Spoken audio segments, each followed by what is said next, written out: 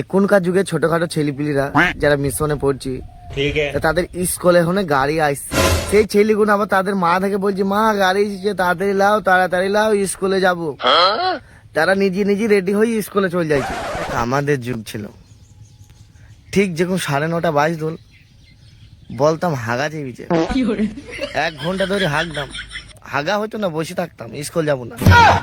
গেটে বারে মাইতুল বেরো রে বেরো রে বেরো রে স্কুল যা, দাঁড়াও পেট খারাপ করছি। 9:30 বাজলে জ্বর চলে আসতো, বিরাট জ্বর।